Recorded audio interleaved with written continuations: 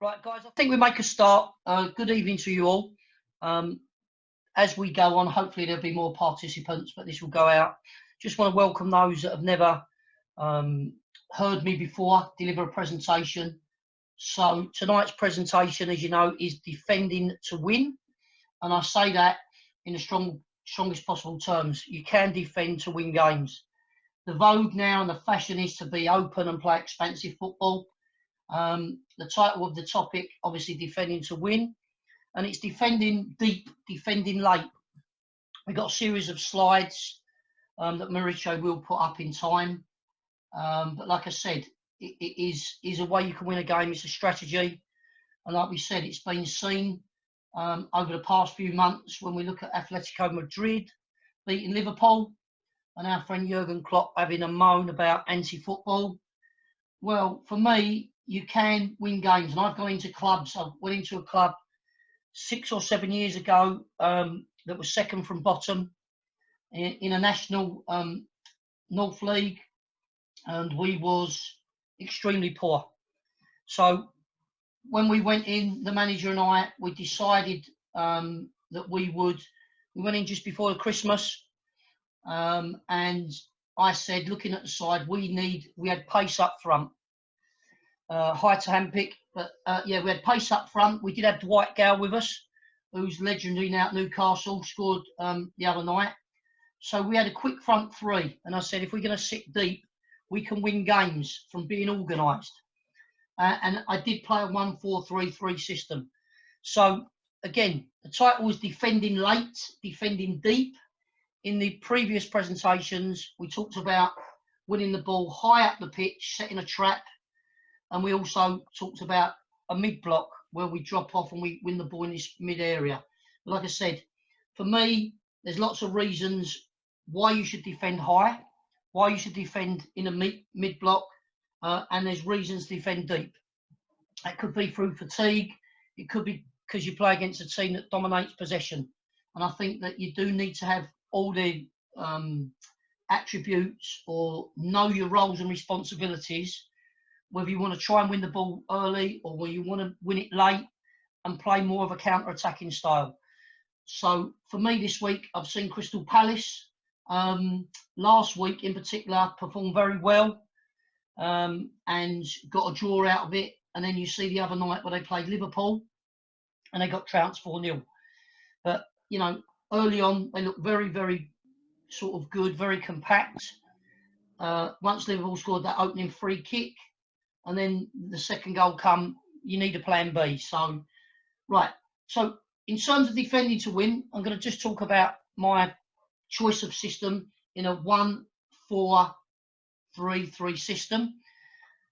So, when I talked about being in possession, I like it to be an expansive, open, sort of making the pitch big, allowing our advanced central midfielders to get in these sort of spaces that are created if we play wide.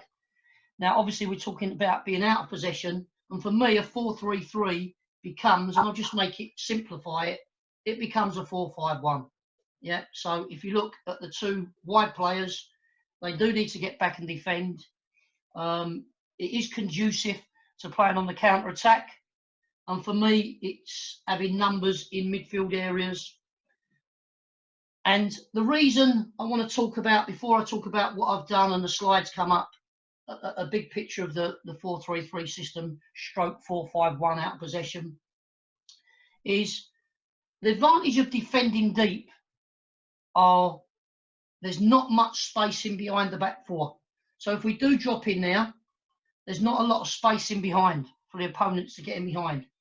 However, by dropping deep and conceding possession, we are allowing the opponents to get in our last third, and in fact we are inviting them in, and I don't think there's nothing wrong with that, but we need to know our roles and our responsibilities when we are in this last third. It's no good just being in here to occupy space. Space doesn't score goals, players do. So whereas the advantages are there's less space in behind the back four, if we don't close people down and we let them get in these pockets in between our back line and midfield, hence why I like playing a 4-3-3 with one holding midfield player and two more advanced, is that if we let them get into this area, they don't have to beat our back four, they can shoot past us. So that's hence why I prefer playing this system. Also, I'd like to say that for me, it's imperative that we don't just get in these areas, and we'll talk about them in detail, it's knowing who does what. And as the presentation goes through, we put slides up, we'll show the opponents playing on both sides of the pitch. So for those who don't know me, I was a young player. I had 7-8 years combined playing at West Ham and Leyton Orient. Was never good enough to be a professional footballer. I went into coaching very early, and I had various jobs at clubs like Leyton Orient, Charlton Athletic, Tottenham Hotspurs, West Ham United, Stevenage. So I've had a lot of time working in development of young players in the male game, and as a first team coach, assistant manager, interim jobs as manager. I've been in non-league clubs, in the conference, and had a lot of experience in that. But also, where I'm really honoured and privileged is to work in lots of different countries, presenting different systems, different presentations in Europe, France, Germany, Spain, America, and more recently in Poland. So that's something that we can offer you as well. Now, just in terms of going around different countries have different sort of philosophies in defending, and Italy takes a lot of pride in their defending. So for me, you'll often see teams sit back in Italy. So Mauricio's on the slides tonight. Mauricio, if you can just put the slides up, and we'll start off with the title again, just to remind everybody. It is, again, defending to win, because I believe that if you've got a solid foundation, there are a few sides I'm looking at in the Premier League, like Norwich, and they think they can mix it and they can play open, expensive football, and you can't. You've got to be able to defend. So, for me, defending to win is really, really important. You can set your stall out, you can sit out, and again, if you're going to build a house, you need a solid foundation. You need to know what to do when you're out of possession, particularly if you're not going to dominate possession. So on my travels, as you see, I've done Coach Ed, and I've got a couple of pictures here of me working abroad, and it's great to work abroad and being able to give my opinions and what I think works on various aspects of the game.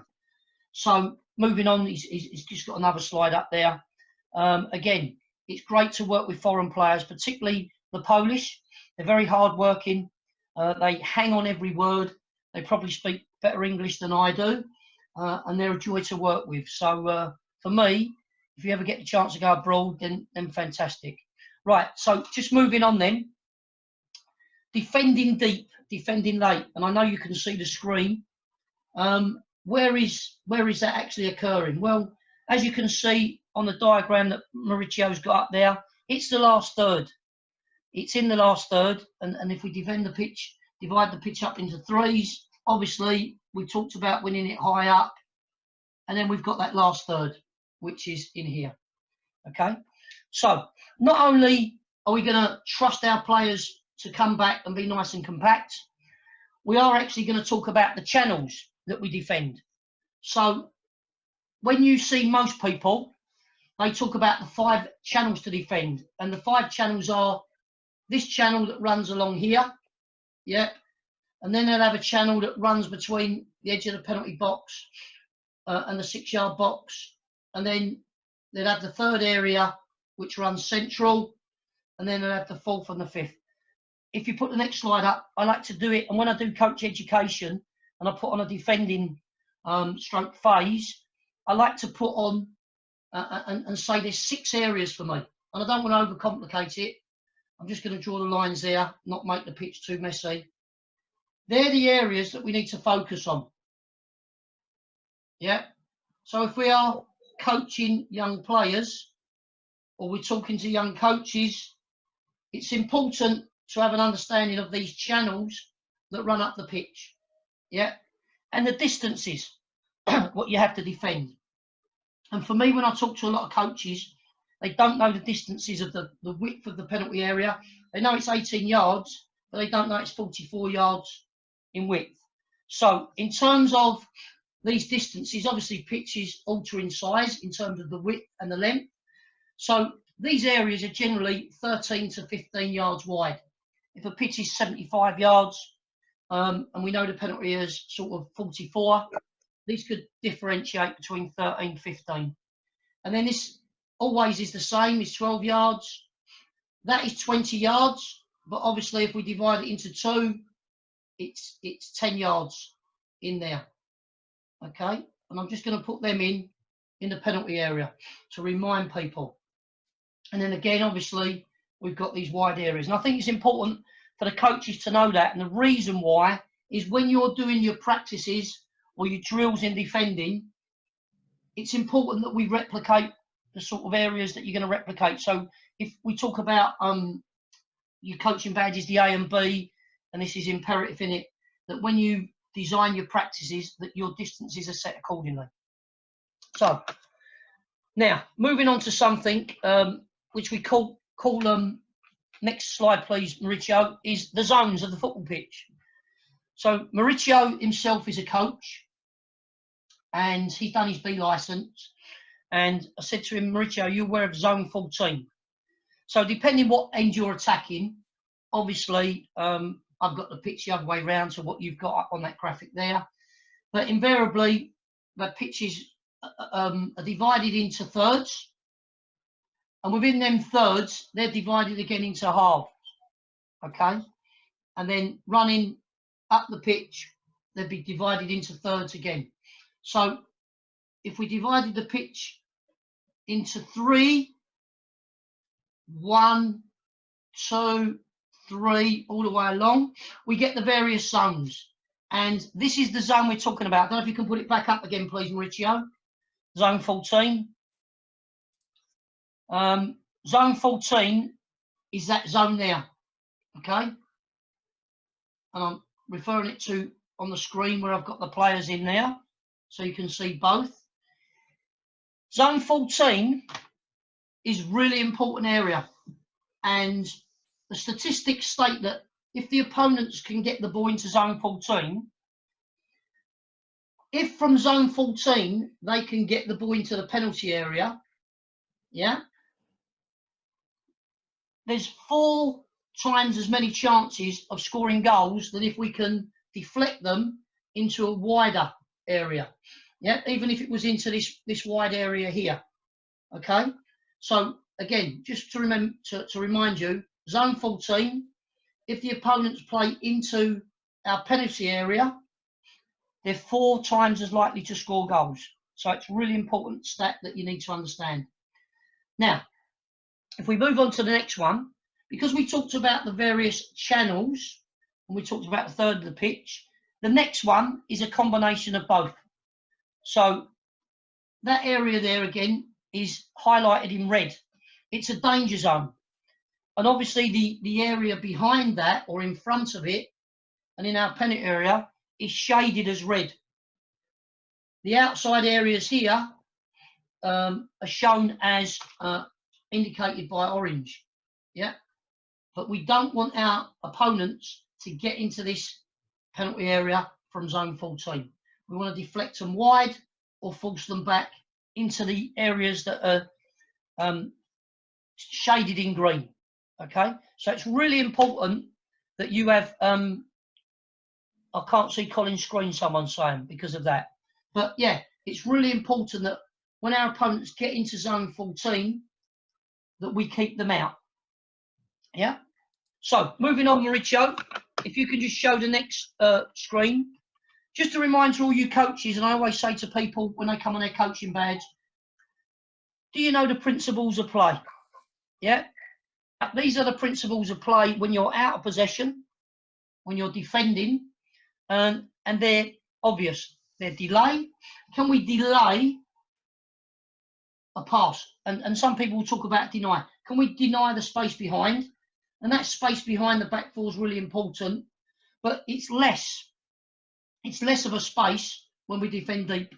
And the point I want to make while we're still on the principles of play is If we're defending higher up the pitch, it's more likely that the 4, the deeper midfield player, if the balls are played, will go out and engage people. But when you defend deep, they almost become, if you play a midfield 3 or midfield 5, 4-3-3, flat. They're not necessarily real flat. They'll have different shape depending where the ball is, and I'll talk about that later. But you've got that area which is nice and compact. So again, if the ball's higher up the pitch, the 4's going to work more laterally. If we set a deep block, it's going to be the 8 and the 10s that go out to support the 2 and 7, 3 and 11 respectively. So next principle of play, compactness. If our players are all close together, that's what we mean by compactness. And the reason we want compactness, when we talk about being out of possession, the opponents will talk about breaking lines. And the way you can get in behind the opponents is you can play through them, you can play around them, or you can play over them. Now, if you're compact and you defend deep, the opportunities to play over you are almost non-existent. The opportunities to play through you are lessened if we understand our roles. If we don't move quickly, the biggest opportunity is to play around you. So they're the trade-offs if you think about defending deep, defending late, however you want to term it, parking the bus. So I don't just want to park one bus, I want to park 4 buses. Right, so we understand what compactness is, it's just a reminder. Now, next one, pressure and pressing. Once we get in, or we allow our opponents to get into these areas, if we do not press, they don't need to play through us or around us to score. They can shoot through us. And the examples you've seen this week were the other night when Liverpool scored against Crystal Palace with a sort of 30-35 yarder where there was no pressure. So it's not good enough just to say we're compact, because players, if there's no pressure on the ball, can and will shoot past you. And the advantages of, or disadvantages of being compact is it will often unsight the goalkeeper. So it's not enough just to be compact. You must understand when people are getting into them shooting areas, or the triggers of people getting the ball at their feet and looking to shoot, we must get our body in between the opponent and the shot. Okay? So moving on to control and restraint. What's control and restraint? Well, once we get in there, we need to be calm. We don't just fly in because someone's got into that area. We need to stand up. We don't need to give silly free kicks away. Again, highlighting Crystal Palace the other night, getting beat by Liverpool, when they gave a silly, unnecessary free kick away and then allowed the opponents to have a free kick, which was bent into and finished brilliantly. What for me was really interesting, not one of the experts or commentators picked up, I don't know if anyone did at home, the wall. So the wall, for me, the free kick was on this side of the pitch, and the smallest player was on the outside of the wall. Yeah. So in terms of looking at it, that was the outside of the wall. Rather than having your tallest player and thus allowing or encouraging the shot into a more central area. So that was a little thing that I picked up personally the other night from watching it. And I didn't hear the commentators say the smallest player was on the outside of the wall. So that's why when we talk about, can you just put that slide up, please, Mauricio, regarding the principles of play? So again, when we're in this area, this deep area, we must stand up, we must show control and restraint. We can't dive in. The time that we might have to dive in is if they get behind us and we call what we have to sort of emergency defending, where we're putting our body on the line, we might have to take off and block it. And that does go on. And if a team dominates possession and gets as much as 65 or 70%, the likelihood of them getting in behind us once or twice is a possibility. So, you know, we've got to make sure that we understand that. And obviously, the last principle of play is cover and balance. And when the ball's on one side of the pitch, balance is we don't want players on the furthest side of the pitch being on that side of the pitch. I've over exaggerated that, and the balance is transferring from a grid A to B or B to C, and there's examples of that as we go on in the session. So my understanding, before we go on and just showing some players in basic positions, I'm just going to open it up now for any questions. So if you've got a question on anything about zone 14, the last third, defending late, it's now your opportunity to unmute yourself and ask your questions. So I don't know if anyone's got any questions I'd like to ask around the actual area of the pitch, why we might defend late, any aspect of defending late, parking the bus. Again, I'll re-mention that you can ask the question at any time and email it. So, yeah, again, my preferences, people say, what's my preferences? Well, depends what the club that you're working at and the situation in. When I've got jobs, it's often because the team's struggling. So if you go in during the season, you've got to hit the ground running. You need points. And again, when I've ever gone in, all I've ever done with, and it was the same when I went into Maidstone, team that was third from bottom about 2 or 3 years ago in the national conference. Down the bottom, the manager said to me, can we play a back three? I said, you can play a back three and I'll coach your back three. It's not my preference. I didn't say that to him. I coached the back three. So our first game was a Torquay at home. We hadn't won for 15 games. They hadn't won for 10 in the league. We managed to get a result in that first game, and that was solely working on out of possession, working on the back three. We played a 3-5-2, and just getting the players to understand their roles. So for me, again, just to reiterate, you can play different systems, but you can still stick deep. And there's many ways to skin a cat. And like I said, systems do not win games. It is players that win games. And players that are organised and have an understanding of their roles and responsibilities are going to get far better results than those that don't. So, just going back then, guys, to defending late. Yes, there's other times I like to press early, and particularly at the start of games. So when you're fresh, if the other team do want to take a chance, let's encourage them to play out. But as the game goes on, or maybe in tournament play, or maybe you're 2 up, maybe you're a bit fatigued, maybe the other team you feel is better than you, and your best chance is to sit deep, and your strategy is to play on the counter-attack. And if you are going to play on the counter-attack, it's not just working on the counter-attacking, you need to work on the defending before that.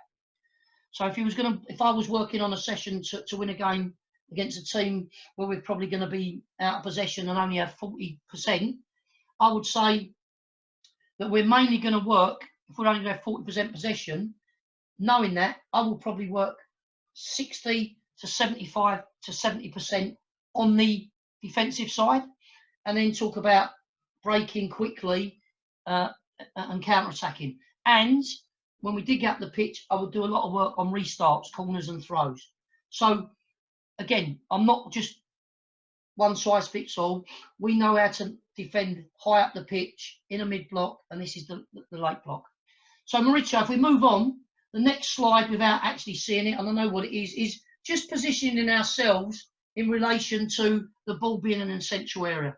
So I'm only going to put the 5 and 6 on the ball because we're dropping off, and the diagram, if I remember rightly, in a minute when we come to it. But if you look at where I've positioned our players, when the ball's in a central area, I talk about controlling zone 14. I talk about, if you like, conceding possession and sitting deep and being organised and saying we can still control zone 14 and control the game even when we don't have the ball. And for me, the way you do that is your strategy is when it's central, you're trying to force it wide. Yeah? And if we can force it wide, great. But when it's wide, my strategy is to force it central. Unless it's really in a tight area and then we can get an overload of 3v2, then we'll do that. Okay? But the bigger picture of being organised for me is making sure that when the ball's central, our players have narrowed off. Now, that could be the width of the penalty area, the further away it is. The higher up the pitch, then you're coming into these, you're getting into these narrower zones. So players will be coming in to that real central area. Yeah.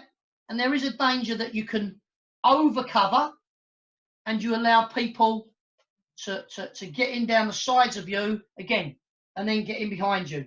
So we have to be very conscious of educating our players is the width of where they go, and that depends of who's on the ball. Is there any pressure on the ball? Yeah. Are they looking like, is there triggers that saying they're going to play a long diagonal? And that's about educating your players. Again, as it gets higher up the pitch, we'll probably narrow off and we'll come within them constraints almost. And we talk about this area in terms of the width of the pitch, working from one goal to another, it's about 25 yards wide. Okay. And if we talk about that, that is probably 20 to 25 yards as well. So that area is vitally important. So moving on to the next slide, because we start to put opponents on them. We've put the 2 and the 7 on, so I'll work on this side, it going up there. Now, obviously, we've narrowed off, and what tells me we've done well is when they can't play and find, and I'm only going to put the 9 and 10 in there, into them areas. For me, if you make the pitch big, you really challenge us and you really test us. A lot of players now, wide players, want to play narrow. I don't understand that personally. I do understand it if the opponent's wide players go sleepy, and in this day and age of masquerading fullbacks, yeah, if our 7 and 11s go asleep, then yeah, narrow off, occupy the fullbacks, of which our fullbacks would play against their 7 and 11. And if our wingers go asleep, then yeah, they're going to get in behind us again and be able to deliver in behind us, which we don't want. So again, just to reiterate, when the ball is central, we want to force it wide, but when it's wide, we want to get it inside. That's my philosophy. And the most difficult they can make it, for me, is when their wide players play wide and play on our fullback shoulders, yeah, to try and get it in behind. So the little diagram you'll see in a minute, and we'll go over it, is if we narrow off, then hopefully their play in the central area should not be able to play directly to the 7. So the arrows, when we revisit, will show that and that. We do show that. But if the ball does go in an aerial route, it's in the air longer. As the ball travels, we're going to look to get out into them areas. And for me, it's really important we understand who is going out there. A lot of coaches, when you watch them, who's going out there? Who's going out there? That comes from your organisation. If you're disorganised and you don't know your roles and your responsibilities, then obviously, for me, you're going to be shouting who's going out there. So detail is king. So if the ball goes out into these wide areas, yeah, there might be a 10 that wants to come and get involved, which he or she should, but we're knowing that we're going to get our left fullback and left winger out there. Yeah. Our left winger is going to be conscious of their fullback going on the overlap and the little combinations in there. The 6 is going to come across, but the 6 is not going to go out and engage.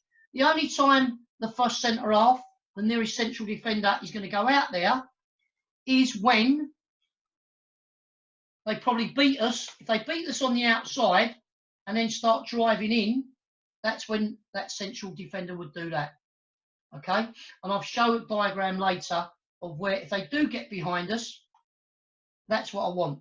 But even if they don't, what the first scenario is, we want to actually prevent them. For me, I want to prevent my opponents getting in that area level with the penalty. I want to prevent that. I would rather say, seal that off and show them inside. And I don't care when people say to me, well, he's a left-footed player. He's going to chop in and deliver it in there. Because I want my players to hold a high line. When I say a high line, when it's in that last line, is to hold that box. Have the confidence to know that our fullbacks either side are going to show it inside. Okay? And that's about what we showed before. We need to be marking the right side. So they can't play in and get in behind us. So like I did the detail on getting in behind the opponents in wide areas, attacking in wide areas, the detail of the marking ball side, goal side. So if it's played in, can we intercept? But if we look at the players that are going out there, is the 3, the 11 and the 10. Likewise on the other side, it'll be the 2, 7 and the 8. So whilst I'm going to concentrate on the players on and around the ball on this side of the pitch, when we show it on the other side, I'll talk about the detail of the furthest players away. So just to remind you, our 3, 11 and 10 are going to go out there. Our 6 is not going to go out there. He or she is going to be ready if we get beat on the outside. But our fullbacks, and I've got a fullback who used to play for me on here now, and it was always get him inside, get him inside. Okay? That's not everyone's cup of tea, but that's down to you and knowing your players. So, again, the 4 is going to be occupying and ready to come across, and your 8. Not going to go into too much detail. And what you're basically seeing, I'll go into more detail of those away from the ball when we transfer it to this side. Our players are generally sliding across the pitch. Okay? Now, if they do want to try and take that space on the outside, I'm happy, yeah, and the diagram comes up in a minute and we'll re-show it, is to say, look, they might get into that area, but I want our back line to know they will take the line off, they will take their line off of the left back. I don't want the left back there, so he or she can get beat on the outside. I would rather do that and say, if you want to cross it or cut inside, or not beat me inside, play it in there, the ball is going to be played in front of our back 4. So rather than our back 4 being in a position level with our full-back, getting beat and just shifting it and crossing it into that danger area, how many times you see central defenders or someone at the far post, full-back, opposite full-back, coming in and scoring own goals? I would rather say, do that, take your line off of that full-back. 2 centre-halves will be in the central area, but obviously the nearest central defender, the first centre-half, will be around that near post area. And then obviously our second centre-half, furthest one away, and our full-back will be in that position. And all we're trying to do, again, is the same with the midfield, is get them in that area, because the next dangerous space is in between the rear line and that midfield line. Because if we don't do our jobs, they've done their job, the rear line, goalkeeper's done his job, securing the space in behind. Well, it could be a little ball that's rolled in there, and the 9 would obviously be in there. But they'd have their sort of, they'd definitely have their 8 and a central midfield player in there. Yeah, so it's really important that we understand as fullbacks, we're going to show it inside. That's my strategy. Show it inside. We don't want them to cross it. But what we're trying to do is get them to play back. And as the ball goes back, we give them that easy pass back. And as it goes back, and you'll see the diagrams, as soon as the ball's played back, we'll be on our front foot. We'll be ready to get up, yep, and hold that line again. If they want to be sleepy in the box and it's delivered, great.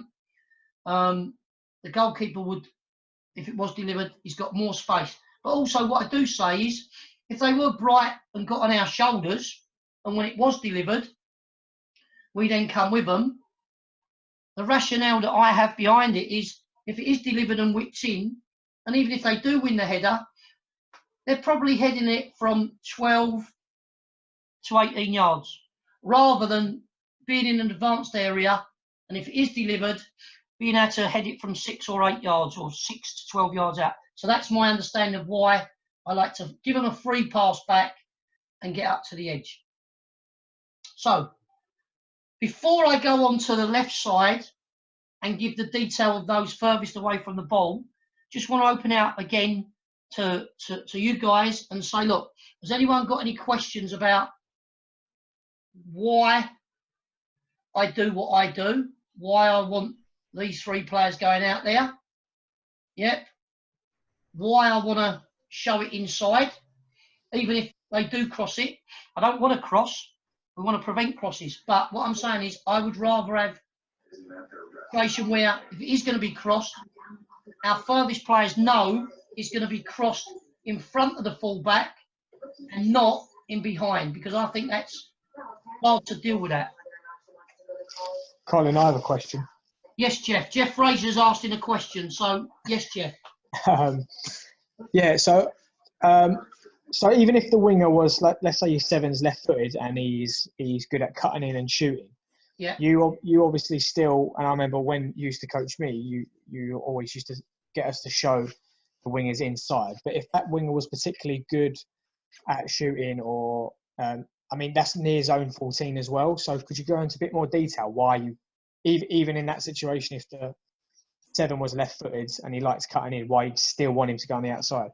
Jeff, it's a great question, and I'm going to answer it. And if you look at the famous Bayern Munich, they had Robin and Ribéry.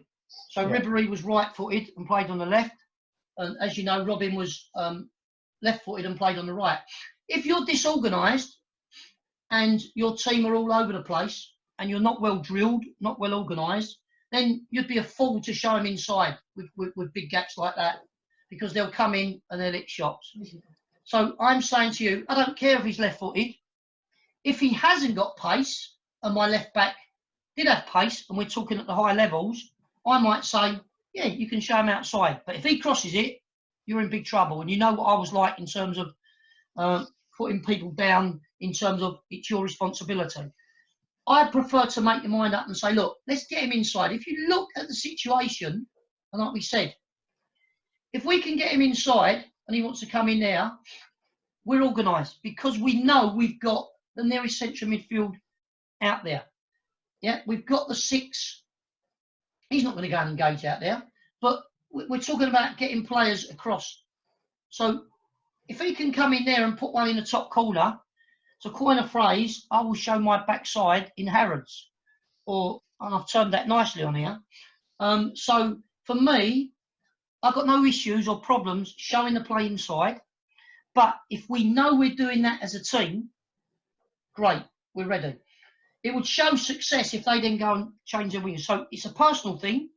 It's for the coach to decide whether they want to show it inside or outside. But as long as we have got that and we're organised and we know that we're going to show them inside, that's my belief, and that's what I do. And like I said, you can do it your way. And like I said, I'm not here to say this is the only way you do it. It's my way. It's given us success wherever I've been in terms of youngsters, working with yourselves, senior players, pros. It's worked. So, you know, for me, if it's not broke, don't fix it. And to be fair, when you work with players and they go, what, you're prepared to show them inside? Yeah. If he puts one in the top bin, and knowing the percentages now, in open play, 60% of goals are scored in open play. It's 59 actually. 59% of goals are scored in open play. 41% of goals are scored restarts, throws, corners, free kicks. Out of those, and I'll just round it up to 60, so 3 out of 5 goals are scored in open play. As a percentage of the goals scored, only 20% are scored from outside the area. But if you look at the stats for crosses, there's a lot more goals scored from crosses than there are from shots outside the area. So that's why I justify it. And right. I will be doing one on finishing because the stats on where they're scored from is really important, the number of touches. I hope that answers your question. Yeah, thanks for that, Carl. Anyone else got a question that they want to ask around it being in a wide area and why I show it inside? Again, there's not a right and a wrong. It's just something that works for myself.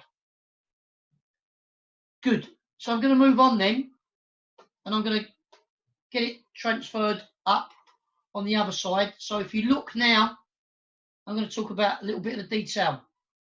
So we know it's in a central area. If you can just put that one up for the other side, please, Mauricio, and keep it up.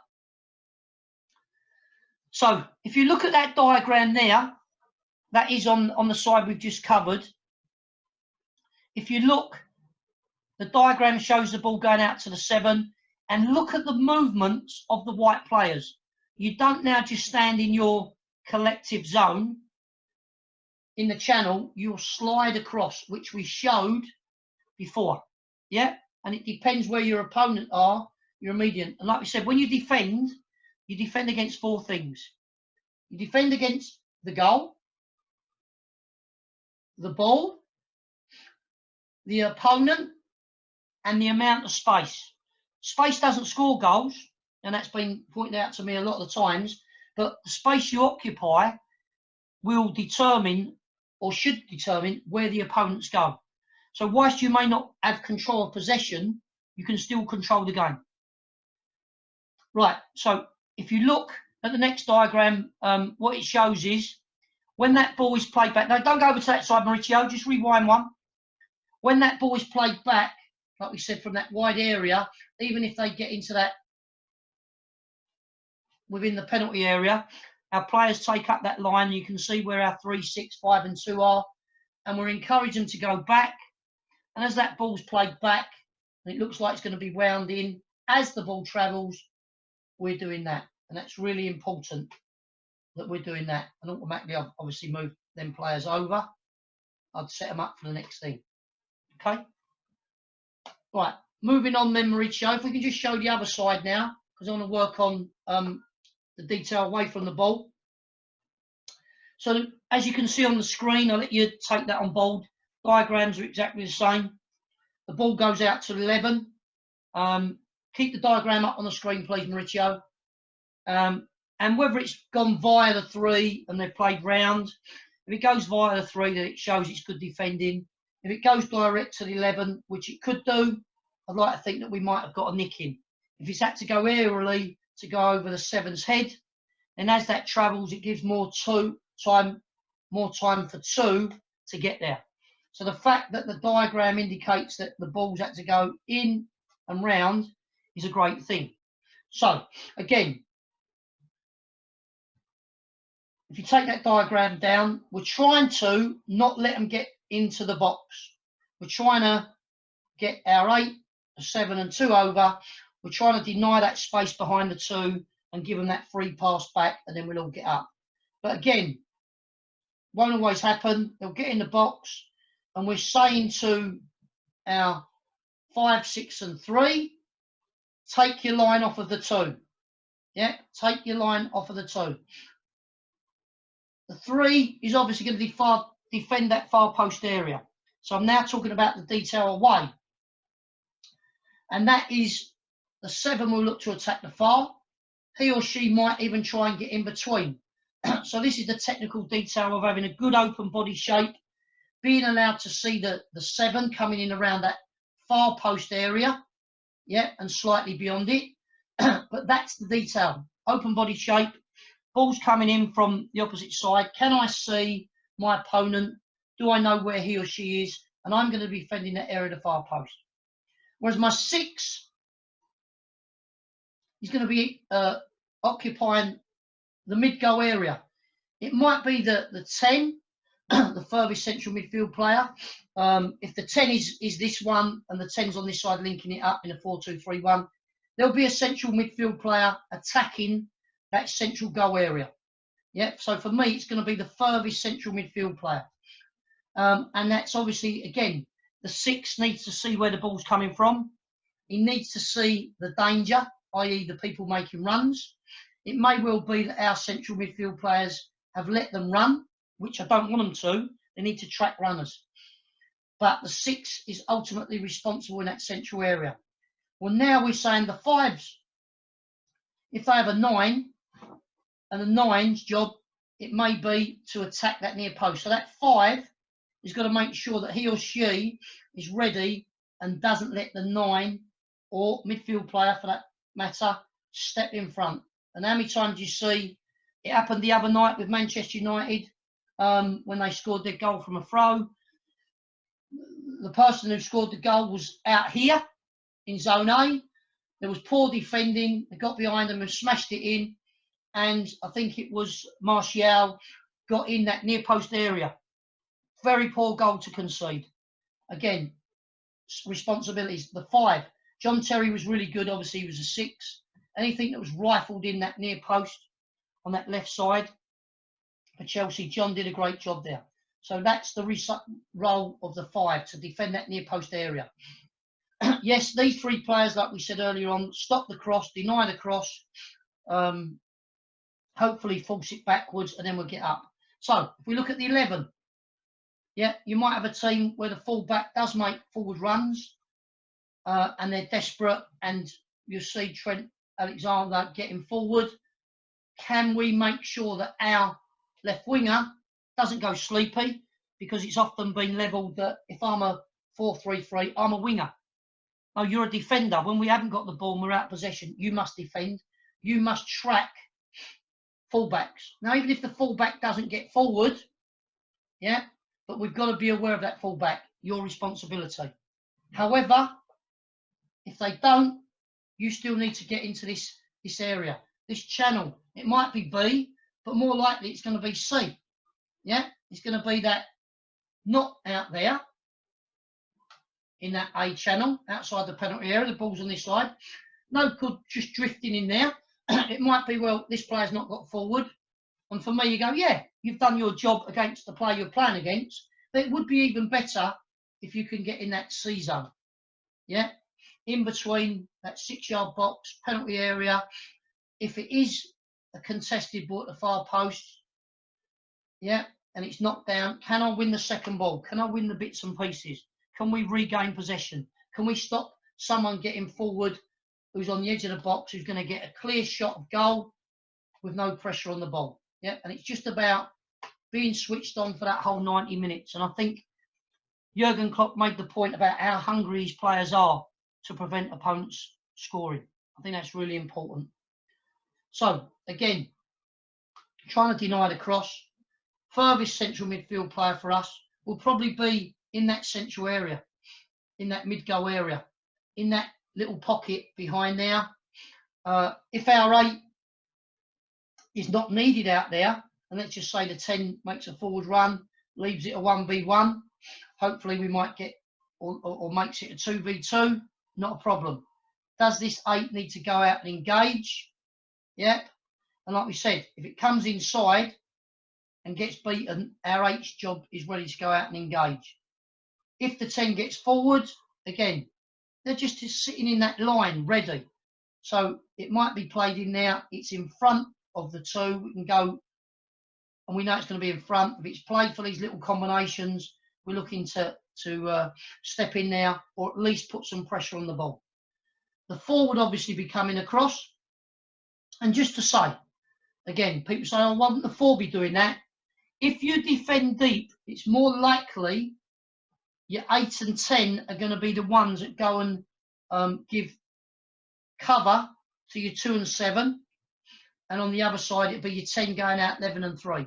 If we're defending higher up the pitch and our 8 and 10 are engaging the opponent's 4 and 8 or marking them, then our 4, we're going to be more likely to get out there and engage for long diagonals. So hope that clears that up.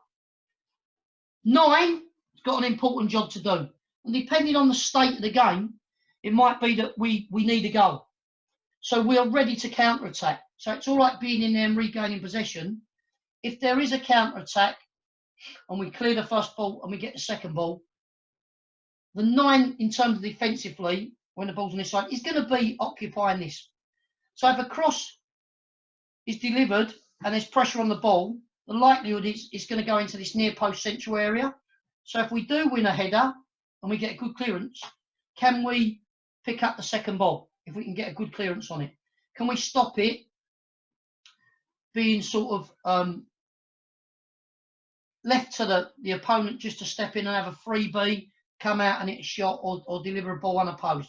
So for me, our 9 when we're defending deep needs to be at least central to the outside of the centre circle. So if it does come in there, we can stop the ball being delivered in there. Again, if we do get good possession, then our 7, 9 and 11, and I think you see Liverpool do this so well last night, because the other team's all pushed up, it's conducive to this counter-attacking and getting in behind the opponents.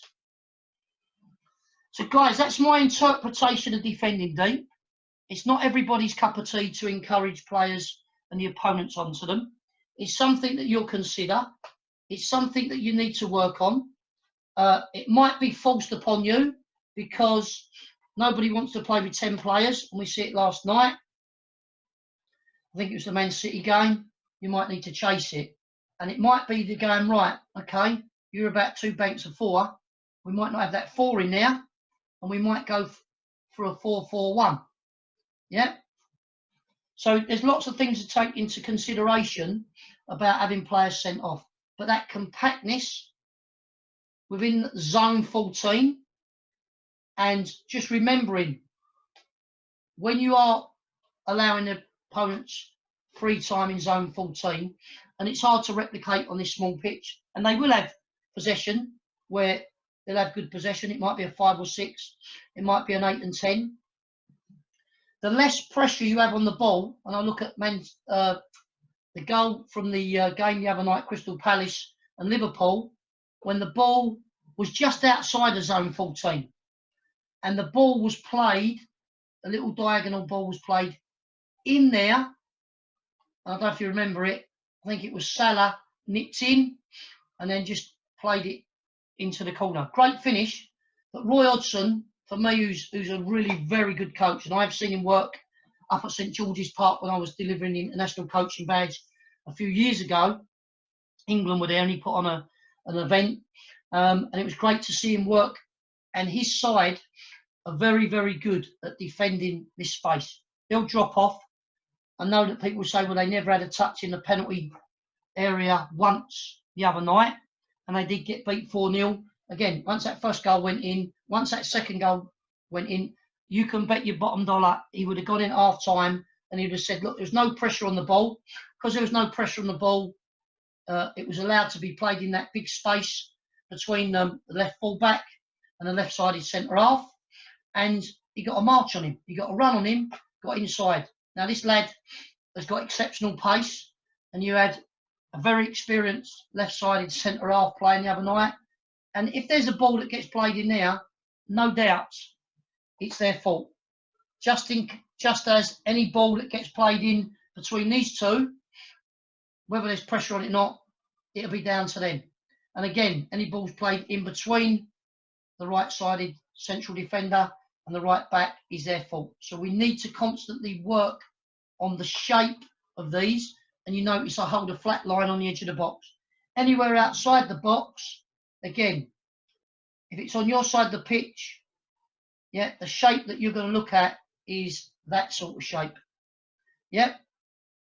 The players further away from the ball are deeper. So if this player gets beat, there's cover. If this player gets beat, there's cover. So if someone goes out to press and it's in a central area, we narrow off. Yeah, so we have pressure, cover, cover, balance. When it's on this side of the pitch, just the back four, we have pressure, cover, cover, balance, and the balance is slightly in front. But when it gets to a wide area or areas that are close, we need to trust, and we might need to hold that line. So any time that's well drilled, well organised, we'll do that. Guys, I just want to thank you, but before we open it up and conclude it, has anybody got any questions that they want to ask? And like I said, the way that you do it is to unmute yourself. Any question on any player or a scenario where the ball is, let me know and I'll try and answer that question sooner rather than later. But like I said, you can, if you want, send me a picture or an email and I will do my best. So, anyone got any burning questions around defending deep, defending late, parking the bus? Any other questions? Colin, I've got one more for you. Go on, Jeff. It just going off literally what you were talking about with the pressure cover balance. Yeah. So let's say right now the 11 has the ball. Yeah. Almost in the exact position he's in, and the 2 goes and presses. Yeah. Even so, would the 5 then still be within the 2, or do you want them to hold the box? And if they don't go deeper than the 2, then they hold the box. Why don't they go deeper? Why is it really important that your centre half say hold the box? Again, it's a good question. So what I'm saying is, if they pick it up and I'll just take it a little bit further outside the box, I'm a great believer in, if we deny this space on the outside of the fullback, great, because if he does beat him, we don't want to beat him, we leave this space to drill in. Yeah. So what I'm saying is, if we get to that, we're in no man's land. We haven't got a clue. We could be facing our own goal, we'll turn it in. Yeah. Or they could be running, and if it goes in there, they get that first touch. So what I'm saying is, no, I want to do that. I want you to do that if they get into that box area. But if we can keep that, I'm trying to recreate it, where we can just do that and hold that box and have the confidence to say, we're going to get him inside. You're not going to beat me on the outside. Now, you're not going to deny him every time getting on the outside, and you're not always going to deny every cross. But if you force them there and they are crossing, and they're not going to cross it behind you, you give them a little cutback, we can get to the ball. If they do need to dink one, it's easier for us to defend. So the percentages are in our favour. And like I said, if you allow them crosses and they've got to be hung up and they're being headed from further out, it's common sense. So coming back to it, yeah. So when they're flat, the danger is we want to hold that line and have the confidence. As it gets close to that line, these players now are on the understanding is, look, it's right on the line. We're not going to be in advance of the 2, if that's the case, because he can cut in, slide a little ball in. So they now need to realise when we're on that edge of the box, fine dividing line. So they need to now go, we're going to be level. We take our position off of our 2, knowing that he's always going to give them that little one inside. Doesn't want an easy ball, but like I say, knowing that if the 8 knows that the 2's going to allow that, this is what I'm saying is we are organised and we know where it's going. Yeah? Does that answer your question? Yeah, thanks. My own personal thing. Yeah, please. I know someone else. Please, I have a question. Yes, go on then. Yeah, please. Godwin. Is there any way? Please, is there any way you can deal with the situation where, instead of allowing your opponents to switch the play to the far other side, is there any way you can use a winger to counter that? Can you just say that again, because you're quite quiet? Sorry. All right, please. I was saying that, is there any way you can prevent your opponent from switching the play to the far other side? Maybe by using a winger to do that? Yeah, I mean, listen, if the ball, this is the danger area. Yeah, if they want to sweep some long diagonal ball out there, if you look again at the danger zone, this is the red zone. If the opponents have the ball in here and they play the ball into your penalty area, yeah, and you don't get to it first, the chances of them scoring are quite high. So if you know that and you're very narrow, I've got no issues when the ball's in the centre of the pitch for them to play and switch it into them wide areas. We just need to react as the ball travels. And if people want to switch the ball and play round, it proves the defending is successful. Because if they're in this zone and they have to play out there, that's worked. If it's there and it goes out there, that's worked. If it goes out there or backwards, it's worked. And like I said, the worst thing that can happen is they play a ball in there and they cross it. Well, so what? If they cross it, yeah, we've got a fight ball. We've got a chance. But what you haven't got, if they play the ball from zone 14 and get into your penalty area before you, the chances of them scoring are multiplied by 4. If you can force it into wide areas, and again, I use the word prioritisation. You're not going to stop every cross. However, if you can get them into areas where you're likely to have more numbers in when it is delivered, your chances of success and successes not conceding a goal increase. So hopefully that answers your question. So if they want to play it live, I'm okay. I'm okay. Fantastic. Thank you very much. Thank you. Any other questions, guys? I'm conscious of the time that it's now been about an hour. Any questions? Last opportunity. Right, guys, what I want to say tonight is thank you very much for listening to my presentation. This will be put out on social media, on YouTube even. And if you want to get on my YouTube channel, just go to YouTube and type in Colin Reid Football Coach. I'll repeat that, it's Colin Reid Football Coach. And then you'll see all the presentations we've done previously. What I want to do next time is the next presentation will be in 2 weeks. I've got to look at the big games that are on the telly. I want to see if that will probably be Friday the 10th of July, Saturday the 11th of July, or Sunday the 12th of July. Again, I'll say, if you, that's correct from someone who's just put that, Colin Reid, it's football coaching, football coach, if you see that. Again, if there's anything that you want to see, I'll put that out. Coming back to the dates, 2 weeks from now, Friday the 10th, Saturday 11th, or Sunday the 12th. If you've enjoyed it, forward on and share the presentations with others. Let me know what you want to see or hear presented, whether it's on session planning, whatever system you want.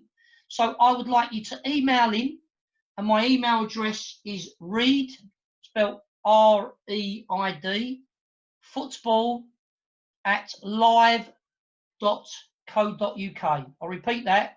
It's Reid, spelled R-E-I-D, football@live.co.uk, which is being put up on the screen. And that's what you register to when you register to come on the presentation. So if you want a system discussed, big picture, in possession, out possession, feel free. Share it with your friends. Thanks again for your patience tonight and leaving your family to come in and listen. Again, any questions you've got on any aspect of the game, feel free to contact us. Thanks very much, guys. Have a good evening.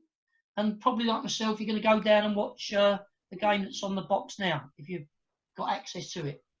All the best. Speak to you later. See you later. Thanks, Dylan. All the best.